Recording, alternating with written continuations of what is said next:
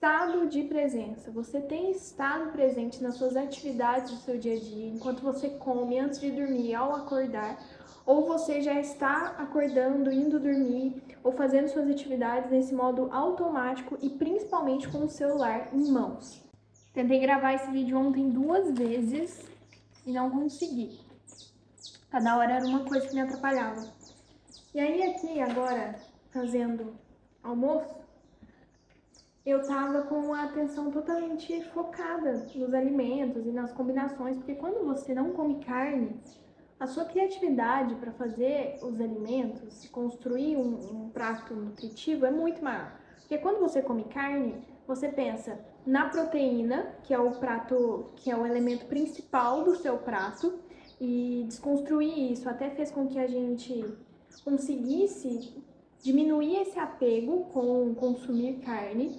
Então, quando você come a proteína, é a proteína, um arroz, um feijão, no máximo um legume, que a gente fazia, e um legume. Agora, por exemplo, eu tô com vagem cortada, abobrinha ralada, brócolis cozinhando, ou seja, eu preciso de muito mais legumes para que o prato realmente fique nutritivo. Então, eu tava com a atenção totalmente focada nisso e em como eu ia construir o prato do almoço de hoje. E aí, percebi que isso interligava muito ao assunto do vídeo, então por isso que eu decidi fazer esse vídeo, que é sobre estado de presença. Você tem estado presente nas suas atividades do seu dia a dia, enquanto você come, antes de dormir, ao acordar.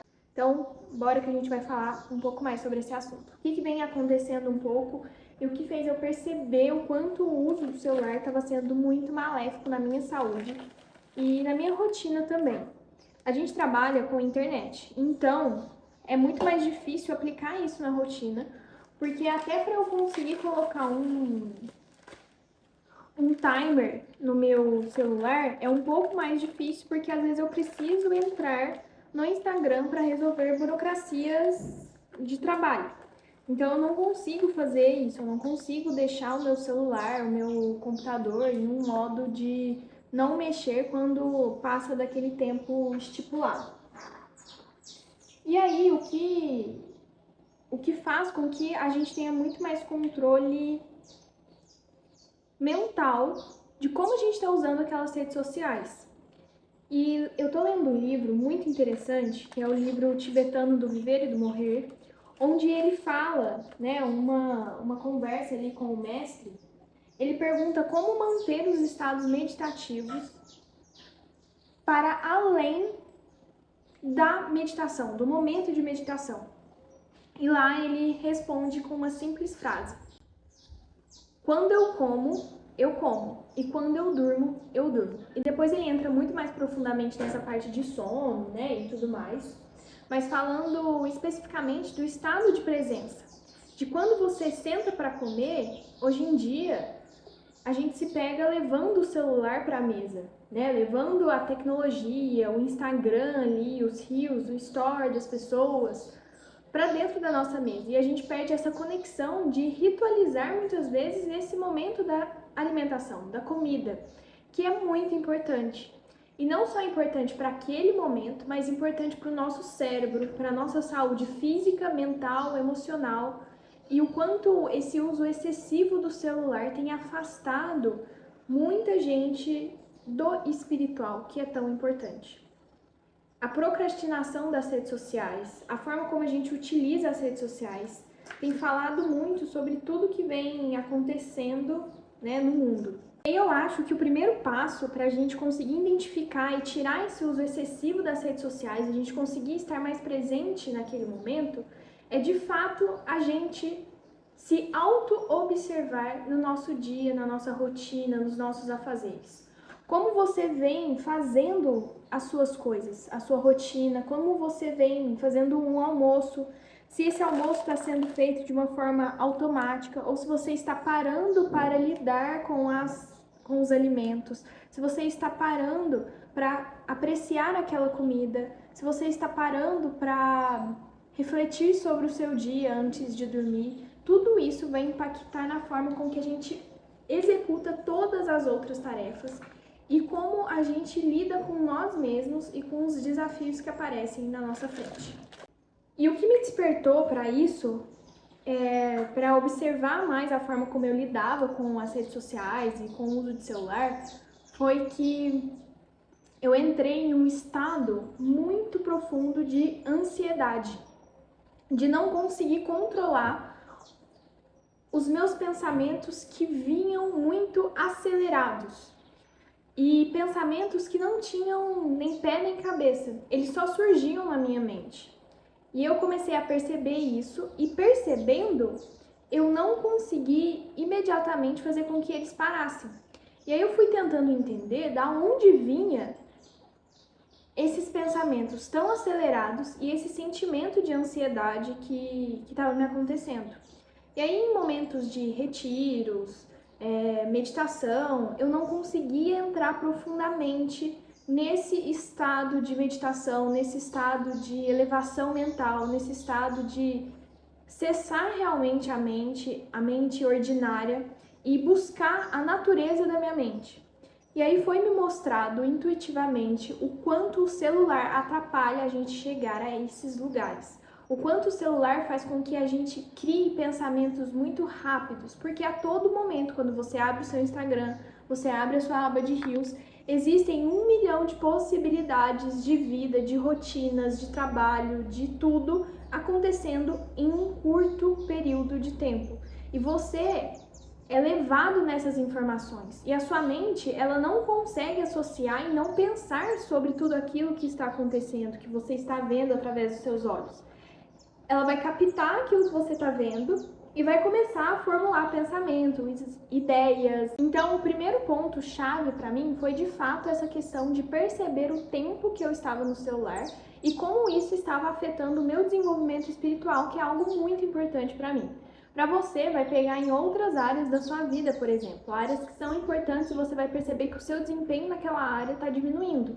E aí você vai de fato perceber que o celular potencializa muito esse seu atraso nessa área dentro da sua vida. Eu percebi isso e percebi também uma coisa que é assim crucial a gente conseguir lidar com os fatos, de fato, e não só com as nossas próprias percepções, que foi que todos os nossos celulares, eles têm uma aba onde você consegue ver o tempo de uso que você fica em determinados aplicativos e também no celular em si. E aí, quando eu comecei a tomar a percepção do tempo que eu estava usando o celular, eu falei, deixa eu entrar e realmente ver quanto tempo eu estou usando. E isso me assustou muito, porque o tempo que eu estava usando o celular era um tempo, assim, ocupava praticamente todo o meu dia. Por quê? Ele conta a partir do momento que você clica e abre o aplicativo. E a todo momento, por exemplo, enquanto os meus legumes aqui estão cozinhando, o que eu faria? Eu sentaria na mesa, pegaria meu celular e daria uma olhadinha ali nos stories, nos reels. E tudo isso é contabilizado no final do dia. Se nós temos 24 horas no nosso dia, o recomendado, que eu gosto também de dormir, é no mínimo 8 horas. Ou seja, nós temos basicamente 16 horas de atividade no nosso dia, onde a gente pode dividir ela em trabalho, lazer, estudo, seja o que for, nossas atividades. Então, vamos pegar essa média de 16 horas que a gente tem para fazer as nossas atividades. Dessas 16 horas, qual que é o tempo que você gasta no seu celular? Ou qual é o tempo que você gasta no Instagram, no TikTok? E aí, isso me assustou. Quando eu fiz essa conta, me assustou. Porque eu vi que praticamente mais da metade dessas 16 horas ativas eu estava gastando no celular. E não era apenas com trabalho, era realmente com atividades ali de Instagram, Reels, de lazer, vamos dizer assim, que não é muito bem um lazer, né? Então, uma das coisas que mais me assustou foi como eu não sabia fazer nada sem estar com o celular em mãos. Como eu tive que reaprender a ter hobby. Eu tive que entender quais são as atividades fora do celular que eu gosto de fazer. Por quê? Momentos de tédio, eles são necessários para a nossa mente, principalmente depois de algo que exercitou muito o nosso cérebro. Então, muitas pessoas, após o trabalho, pegam o celular e ficam nele até o horário de dormir. Só que isso não é descanso, isso não descansa efetivamente o nosso cérebro. Nós precisamos de atividades que não forcem o nosso cérebro totalmente, que sejam atividades mais leves. Então, nem sempre até a leitura é tão indicado nesse caso. Às vezes, um livro mais tranquilo, né, que você não precise raciocinar tanto, seja interessante. Mas nesse período, eu busquei por atividades como pintura, cerâmica. Agora que a gente está em um lugar muito rodeado por natureza, né, fazer coisas ao ar livre, pisar na grama, arrumar o jardim, tirar grama, tudo isso vai fazer com que o nosso cérebro de fato descanse. E esse é o verdadeiro descanso. Outro fator muito importante é a questão de você entender o porquê você usa as redes sociais. Porque a gente fica horas ali nas redes sociais vendo pessoas viverem uma vida muito boa. Viver uma vida sem problemas, sem preocupações, tudo lindo. Porque realmente as pessoas não precisam e não querem mostrar como elas de fato vivem ali nas redes sociais e tudo bem, elas não precisam fazer isso. Mas a gente deve ter, nós como consumidores, nós devemos ter a consciência de que a vida não é somente aquilo que é mostrado na internet. Eu percebo que existe uma comparação muito grande na internet e uma falta de ação para que as coisas aconteçam. Então as pessoas ficam ali na rede social todo o tempo, vendo vidas maravilhosas, vendo pessoas viverem o que você almeja viver, em vez de você se levantar e movimentar para que aquilo aconteça na sua vida, você só fica ali passando o dedo e vendo isso acontecer na vida de outras pessoas. Porque o algoritmo funciona dessa forma. Então, é muito importante que a gente tenha o discernimento de entender o porquê a gente está usando as redes sociais. Como fica a questão do nosso ego nessas conjunturas. Se você está entrando num papel de somente telespectador dessa vida, que pode ser a sua realidade, mas ao invés disso você se sente mais confortável olhando outras pessoas viver tudo isso, ao invés de você levantar e você movimentar a sua vida e seus caminhos para que isso aconteça na sua vida. Então, mais uma vez, e mais um questionamento. Então, todos os vídeos são questionamentos muito profundos, porque, de fato, são questionamentos que eu fiz para a minha própria vida e o quanto eu estava vendo outras pessoas viverem a vida que eu gostaria e, na verdade, eu não estava fazendo nada para ter aquela vida, para viver aquela experiência. Eu só estava sentada com o celular na mão, prejudicando a minha saúde mental, a minha saúde física, abalando o meu espiritual, me desalinhando com o que eu acredito e não vivendo a vida que eu gostaria. Então, se questione sobre as redes sociais, busque entender de onde vem a sua ansiedade, busque entender de onde vêm os seus pensamentos tão turbulentos e acelerados, busque entender com dados quanto tempo dentro dessas 16 horas que a gente tem você passa nas redes sociais e busque entender o seu papel dentro das redes sociais.